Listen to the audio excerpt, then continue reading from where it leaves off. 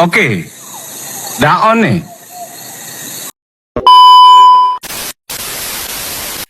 Halo Pak Fakultas, selamat datang di Kabel, kupas bareng elektronika. Di episode kedua kali ini, kita bakal kupas tuntas tentang cerita di balik organisasi yang ada di Departemen Teknik Elektro dan juga Elektronika.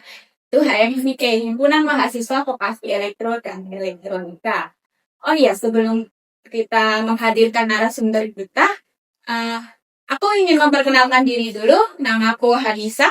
Aku dari Prodi D4 Teknik Elektro angkatan 2023. Di kesempatan kali ini kita udah menyiapkan dua narasumber hebat yang juga berperan penting di organisasi HMVE itu sendiri. Boleh dong kakak-kakak dari HMVE masuk ke sini. Halo kakak-kakak. Halo. Ada siapa nih di sini? Boleh dong perkenalkan diri? Boleh. Oke. Perkenalkan semuanya, nama aku Muhammad Fatanayaka, bisa dipanggil Patan. Aku dari mahasiswa D4 Teknik Elektronika angkatan 2023. Di sini aku diamanai sebagai Ketua Himpunan Mahasiswa Vokasi Elektro dan Elektronika periode 2025. Salam kenal semuanya. Oke, lanjut. Jadi, halo teman-teman semuanya. Perkenalkan, nama aku Dio Bersadewa. Di sini aku dari D4 Teknik Elektro angkatan 2023 dan aku sendiri diamanai menjadi wakil ketua himpunan mahasiswa vokasi elektro dan elektronika periode 2025. Wah, salam kenal ya Kak Gio, kakak dan narasumber kita keren-keren banget teman-teman. Oke, di sini kan kalian berarti jadi nampol dari HMVE itu sendiri ya. Benar. Boleh dong diceritain kilas balik dari HMVE itu sendiri, dari titik sejarah ataupun sama kabinet yang sedang kalian bagi itu seperti apa? Oke. Terkait dari HMV sendiri, untuk sejarahnya itu ini fun fact juga bahwa HMV ini baru terbentuk sebanyak 3 periode, termasuk dari periode kita sendiri. Kabinet Akselerasi Kasa itu berdiri di periode 3 HMV, karena sebelumnya HMV ini terpecah dari Fakultas Teknik.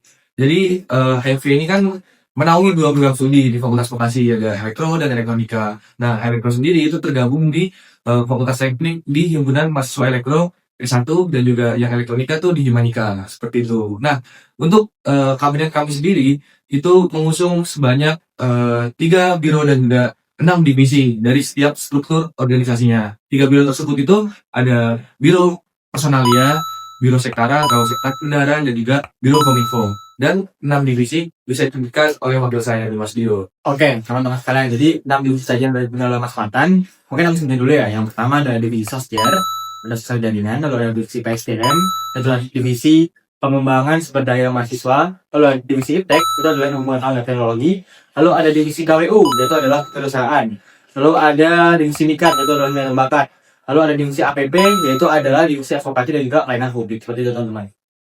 Wow, keren-keren banget ya biro dan juga divisinya, dan juga tadi apa kabinet yang diusung? Akselerasi Kasa, keren juga ya nama kabinetnya ya. Kayak untuk apa ya, untuk manfaat utama dari keberadaan HV itu sendiri bagi prodi elektro dan juga elektronika itu seperti apa sih? Oke, kalau manfaat ya bagi mahasiswa umum khususnya di departemen kami, Departemen Teknik Elektro dan Elektronika, HMV sendiri itu mewadahi dari potensi, minat dan bakat dari teman-teman ini yang punya potensi akademik ataupun non akademik. Himpunan ini tuh menyalurkan seperti potensi tersebut dari beberapa fungsionaris di divisi. Contohnya dari minat dan bakat. Minat dan bakat ini menyalurkan teman-teman yang contohnya jago main game, jago futsal, jago basket, ataupun lomba-lomba seperti esai dan juga karya tulis. Itu kita bisa menyalurkan potensi tersebut ke lomba-lomba yang bertingkat seperti di nasional ataupun tingkat mahasiswa. Terus juga dari himpunan sendiri itu kita menjembatani antara pihak birokrasi, pihak dosen, dan juga mahasiswa. Selain itu, mungkin dari Mas Dio ada tengah? Oke, mungkin dari saya pribadi terkait dengan manfaat apa aja yang bakal didapatkan itu mungkin terkait dengan sistem, tadi kan yang dimanfaatkan adalah sistem terkait dengan akademik juga dan bakat.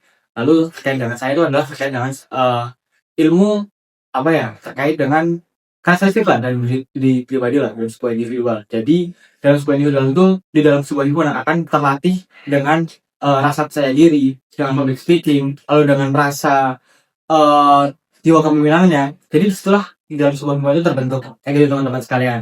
Jadi ibarat kata nih, kita ada di sebuah kolam yang besar. Nah, himpunan ini adalah sebuah wadah yang kecil di mana di situ adalah ada fasilitasnya. Seperti ibarat kata kita adalah seorang binatang ikan. Di dalam sebuah akuarium kecil itu ada semua alat yang kita butuhkan untuk nantinya kita akan beranjak ke kolam yang lebih besar dari teman-teman. Nah, selain itu, dari himpunan juga menyalurkan aspirasi dari teman-teman mahasiswa di Departemen Teknik Elektro dan Elektronika seperti itu. Oh, berarti HMV itu mewadahi untuk semuanya yang ada di Benar. Betul.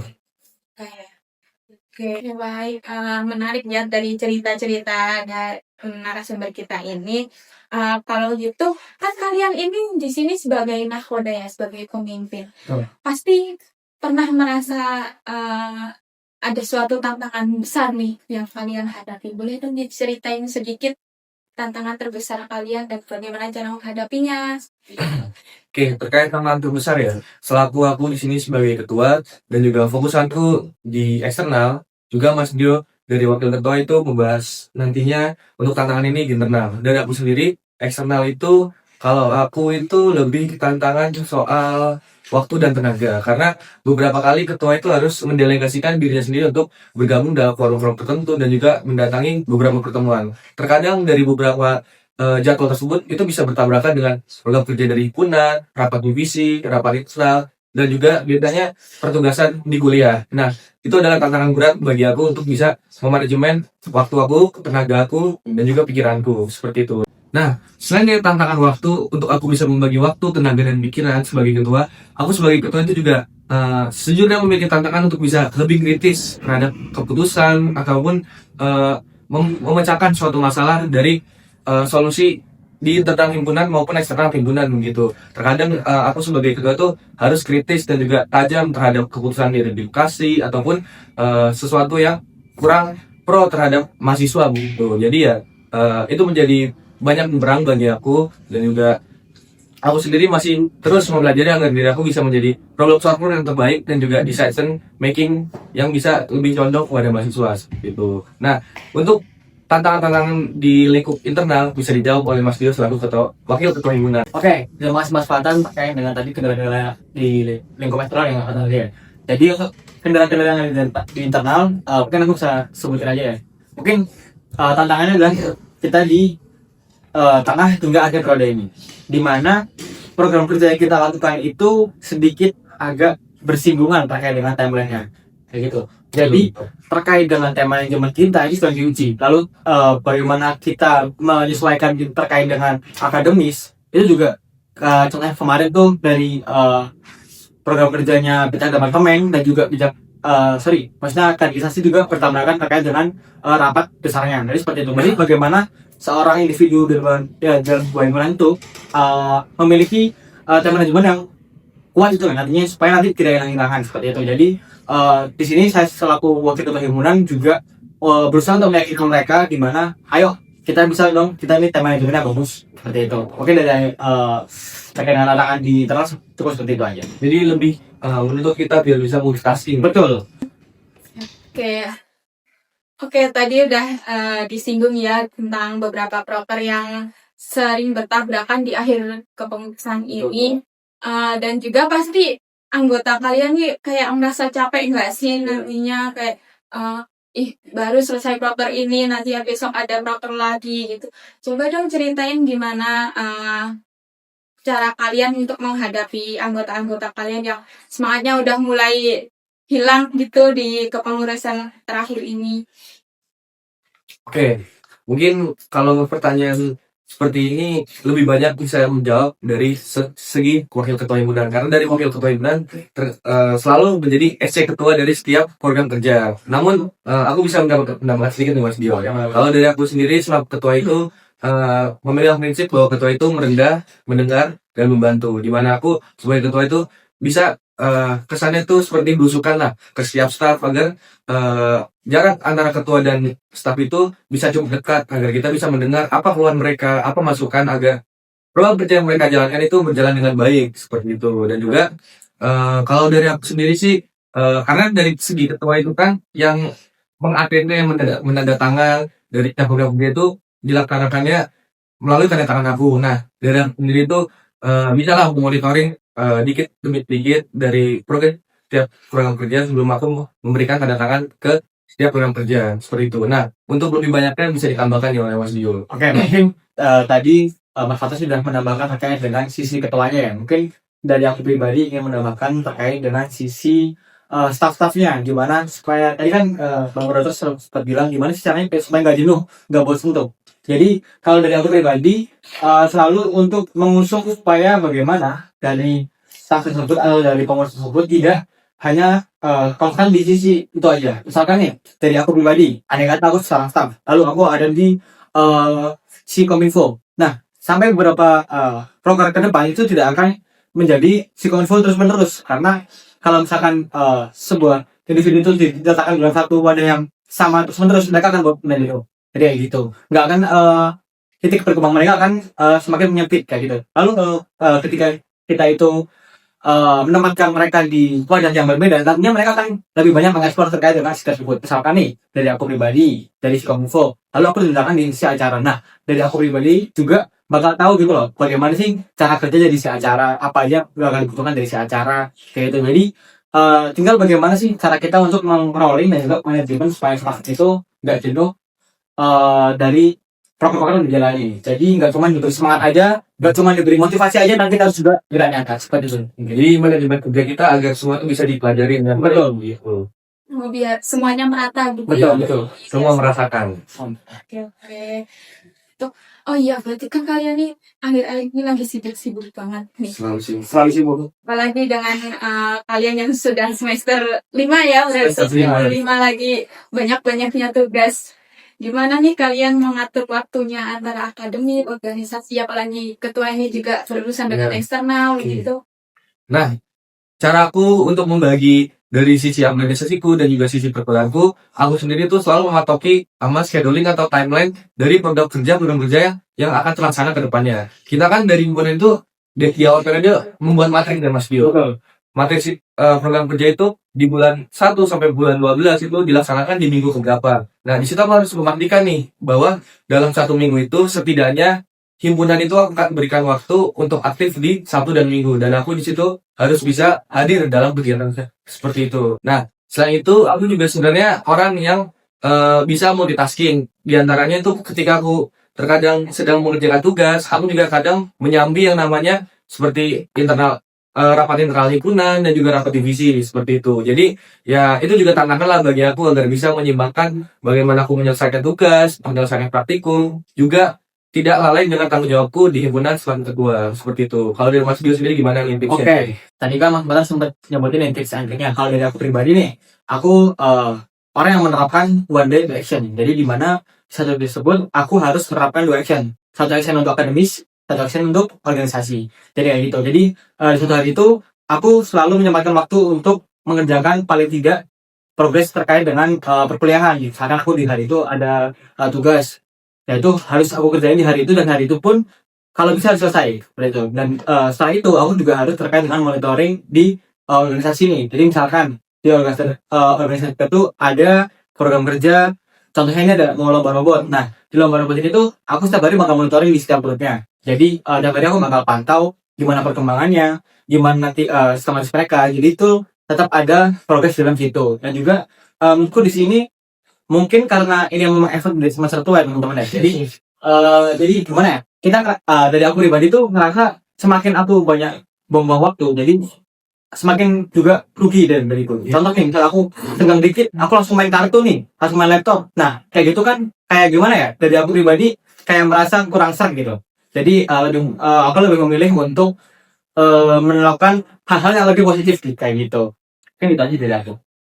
Wow, dengar dari cerita mereka, ternyata mereka memang udah siap ya buat jadi pemimpin di sebuah organisasi ini.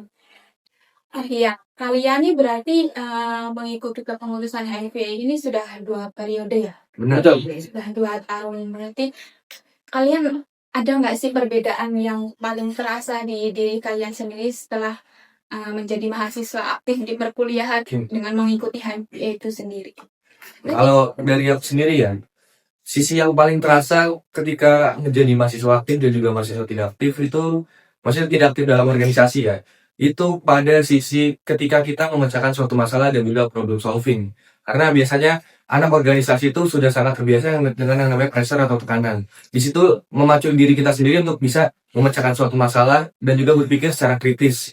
Intinya, ketika kita aktif dalam suatu kegiatan, suatu organisasi, ataupun suatu kepanitiaan lah, dan juga lomba, itu tuh memacu otak kita agar bisa berpikir kritis dan juga memecahkan masalah dengan yang namanya itu brainstorming. Beda ketika kita tidak aktif, kasarnya itu kuliah pulang, kumpul. Nah, seperti itu. Kalau dari Matthew sendiri gimana? Oke, kalau dari aku pribadi sih lebih ke arah tingkat kepercayaan diri mereka masing-masing. Contohnya dari aku pribadi nih, dari aku mungkin dari kita semua juga ya, dari semester 5 ini tuh kita dari angkatan COVID-19, jadi bahasa gaulnya angkatan COVID. Jadi di mana kita cuman bertemu dulunya itu cuman bertatap muka.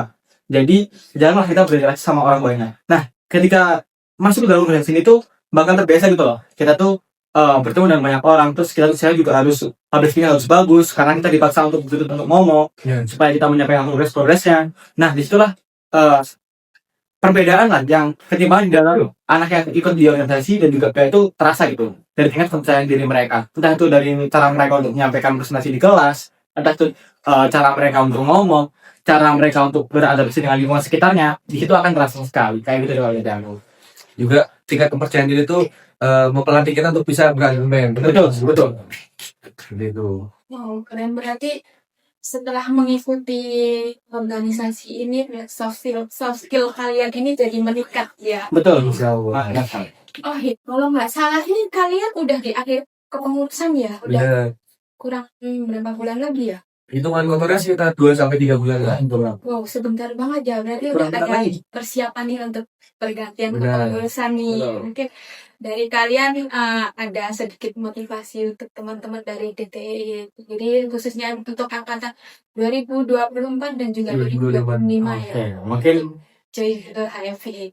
mungkin dari aku izin menjawab duluan ya, katanya ya. Boleh. Jadi terkait dengan mungkin ini sedikit motivasi lah untuk kalian mas teman-teman dari elektronika, nggak cuma untuk HIV aja.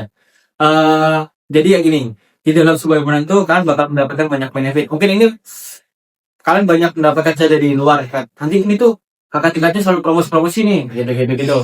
Nah, mungkin itu udah menjadi kabar-kabar burung ya teman-teman ya. Tapi percayalah, apa yang tak rasain sekarang itu bakal bermanfaat juga di masa depanku kayak gitu. Jadi apa yang bakal udah dapat dari 2 periode ini itu bakal sangat berguna sekali dalam menunjang kehidupan, entah itu dalam kuliahan, entah itu dalam kehidupan individual kalian masing-masing. Jadi itu bakal menunjang lah hal tersebut. Dan juga terkait dengan bagaimana sih cara nantinya itu terkait kalian tuh untuk menjalani ke dalam sebuah organisasi. Jadi teman-teman di dalam setiap organisasi kita pakai periodenya akan mengadakan yang namanya kaderisasi atau pergantian kepengurusan teman-teman tuh. Cuma dari Hima aja, juga dari BEM, juga dari DPM juga. Jadi nantinya banyak lah yang bisa kalian eksplor juga kalian ikut ya gitu deh teman-teman. Mungkin bisa lagi Mas Fatan. Nah, selain kita juga memberikan motivasi agar teman-teman khususnya angkatan 2024 juga 2025 bisa mengikuti dan juga join ke Masjid Vokasi Elektronika, karena kebetulan dalam waktu dekat ini kita sedang membuka yang namanya kaderisasi untuk kepengurusan baru nih, untuk 2025 dan 2026, benar Mas Dio? Betul. Nah, walaupun nanti ya nih kalian belum mendapatkan kesempatan untuk join di HMVA, kalian jangan ragu lagi, bukan jangan ragu sih, jangan ya benar, jangan berkecil hati, karena kita sebagai mahasiswa itu bisalah mencari informasi, menggali informasi agar kita bisa itu menjadi mahasiswa yang kura-kura, kuliah rapat. Nah, di sini dinamika kita tuh sebagai mahasiswa bisa mengikuti yang namanya organisasi, kepanitiaan, dan juga lomba. Jadi banyak banget kok untuk mahasiswa ini wadahnya agar bisa aktif begitu. Contohnya kita bisa nanti join Hima, join BEM, DPM, UKM, juga bisa mengikuti lomba seperti PKM, Polivia, dan lain-lain. Berarti kalau join HIV ini nggak ada ruginya ya? Betul. Itu dari diri sendiri itu ada niat dan juga kemauan untuk belajar. Betul. Oke, untuk terakhir nih kita udah di penghujung. Boleh dong kasih harapan kalian untuk HMVA dan juga mungkin mahasiswa dan juga mahasiswi DTE untuk kedepannya bagaimana? Oke, pertama dari aku ya Mas Dio. Boleh. Untuk harapan sendiri sebenarnya sangat banyak. Cuma di sini aku memaparkan beberapa aja. Intinya untuk HMVA itu kedepannya harapanku bisa lebih kompak dan juga selalu condong untuk kebaikan mahasiswa Departemen Teknik Elektro dan Elektronika. Selain itu, semoga dari HMVA sendiri tuh bisa semakin selaras dengan visi dan misi dari Departemen Teknik Elektro dan Elektronika. Seperti itu. Dari Mas Dio sendiri harapannya seperti apa nih? Oke, mungkin aku lebih fokus pada warga departemen aja ya. Untuk warga departemen, aku harap dari kalian teruslah meraih apa yang kalian ingin capai, apa yang ingin kalian lakukan. Jadi teruslah membanggakan di pihak departemen juga. Jadi aku harap terkait dengan himpunan juga departemen ini bakal jalan selaras pada nantinya. Seperti itu. Oke, intinya harapan terbaik ya buat Betul. semua mahasiswa DTE dan juga untuk HMVN juga terkhususnya. Oke, kita udah berakhir nih sesi tanya-tanya untuk cerita di balik HMVA di kabel pas bareng elektro dan elektronika episode kedua. Oke, terima kasih untuk Kang Buga Radio yang telah menyempatkan hadir di kesempatan kali ini. Semangat untuk sisa-sisa kepengurusannya dan juga semangat untuk semester tuanya ini di semester 5 ya Kak ya. Oke, terima kasih teman-teman. Sampai bertemu di episode selanjutnya. Bye-bye.